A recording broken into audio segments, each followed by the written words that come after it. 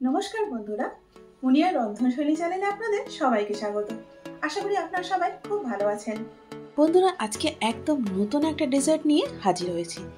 রান্নাবান্না ভালোবাসি বলে নানা রকমের রান্নাবান্না তৈরি করার চেষ্টা করি। নতুন ধরনের কিছু করতে পারলে খুব ভালো লাগে। আজকে সেরকমই একটা ডেজার্ট নিয়ে এসেছি, নাম আনারসের কালাকাঁদ। বন্ধুরা, এটা কিন্তু পুরোপুরি আমার ইনোভেশন। আনারস ছিল তাই তৈরি করে ফেললাম আনারস দিয়ে এই কালাকাঁদ, যেটা বাড়ির সকলে খেয়ে কিন্তু বেশ ভালোই বলেছিল।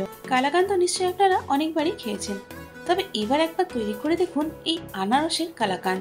একদম ইউনিক এবং নতুন স্বাদের এই কালাকাঁদ খেতে কিন্তু দারুণ লাগে। চলুন বন্ধুরা, তাহলে আর বেশি কথা না বলে জেনে নিই কি করে তৈরি করতে হয় ইউনিক এই আনারসের কালাকাঁদ।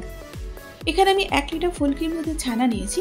আপনারা চাইলে পনির দিয়েও এটা করতে পারেন, তবে আমি বলবো আপনারা মিষ্টিটা তৈরি করার জন্য ঘরে তৈরি ছানাটাই ব্যবহার করবেন। সেক্ষেত্রে মিষ্টির স্বাদটা এবং টেক্সচারটা অনেকটাই বেশি ভালো হয়। এবার ছানাটাকে আমি দুভাগে ভাগ করে নিলাম। এখন ছানার এই ভাগটাকে আমি আলাদা করে রেখে দেব। এবার ছানার এই বাকি অংশটাকে খুব ভালো করে মথে নেব।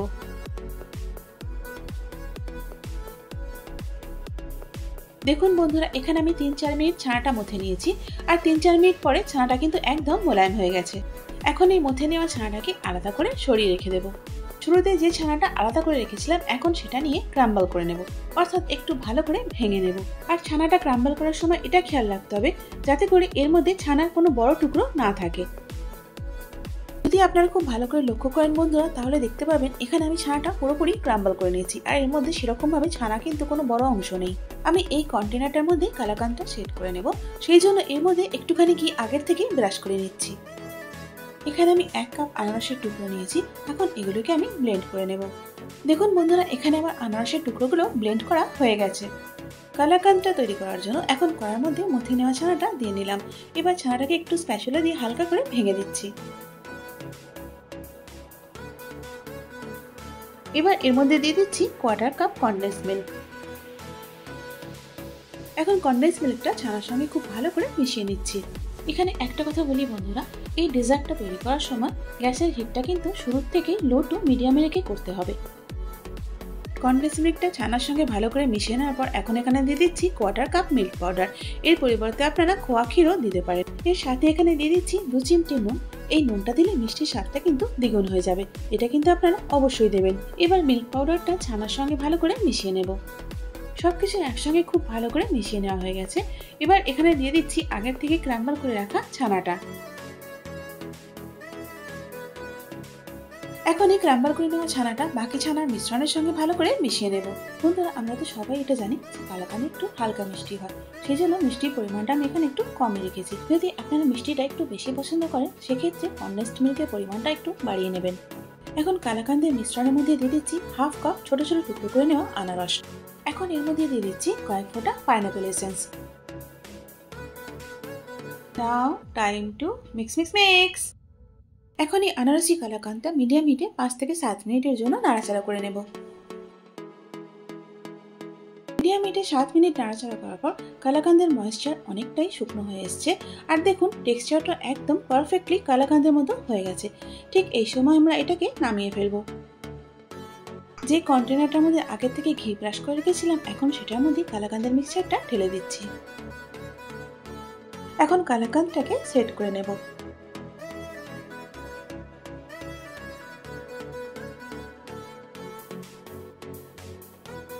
এখন কালাকাঁদটা অনেকটাই গরম আছে। রুম টেম্পারেচারে আসার পর 1 থেকে 2 ঘন্টা ফ্রিজে রেখে এটাকে আমি সেট করে নেব। ঘন্টা 2 পর কালাকাঁদটা আমি বার করে নিয়েছি, আর দেখুন বন্ধুরা, এটা কিন্তু একেবারেই সেট হয়ে গেছে। এখন ওই একই কড়াইয়ের মধ্যে দিয়ে দিচ্ছি আগের থেকে ব্লেন্ড করে নেওয়া আনারসটা, আর এর সাথে এখানে দিয়ে দেবো 2 টেবিল চামচ চিনি। এখন এর মধ্যে কয়েক ফোঁটা ইয়েলো ফুড কালার দিয়ে দিচ্ছি। যদি আপনারা এটা দিতে না চান, সেক্ষেত্রে 2 চিমটি হলুদ দিলেও চলবে।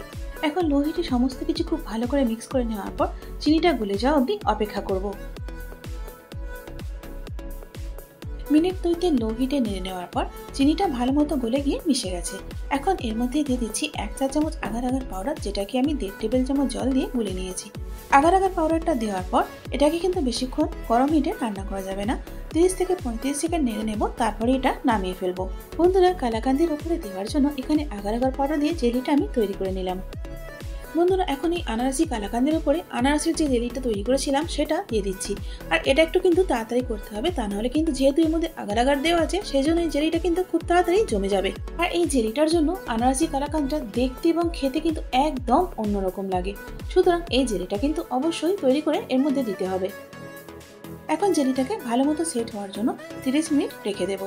30 মিনিট পর জেলিটা সেট হয়ে গেছে। এখন জেলির যে এক্সট্রা অংশ সেটা প্রথমে ছুরি দিয়ে কেটে নিলাম। এবার কালাকান্দের সাইডসগুলো আস্তে আস্তে ছাড়িয়ে নিচ্ছি, যাতে করে কাটার পর বার করতে সুবিধা হয়। এখন এই আনারসি কালাকান্দটা আমি কেটে নিচ্ছি। পিসগুলো ছোট অথবা বড় আপনারা আপনাদের পছন্দ অনুযায়ী করে নেবেন। আমি এখানে মাঝারি সাইজের করছি।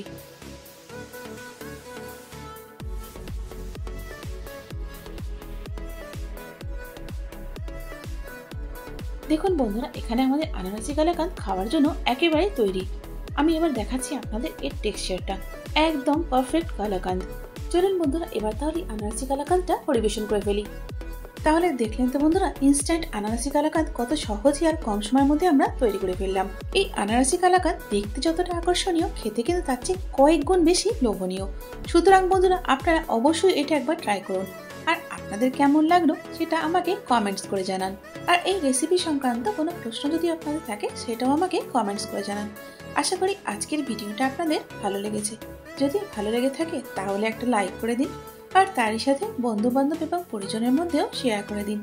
আর এরকমই সহজ এবং নতুন নতুন রান্নার রেসিপির জন্য আমার চ্যানেলটাকে সাবস্ক্রাইব করে আমার সাথে থাকুন। তার সাথে বেল আইকনটাও প্রেস করে দিন, যাতে করে আমার পরবর্তী ভিডিওর আপডেটটা সবার আগে আপনি পেয়ে যান। এতক্ষণ সঙ্গে থাকার জন্য অনেক ধন্যবাদ।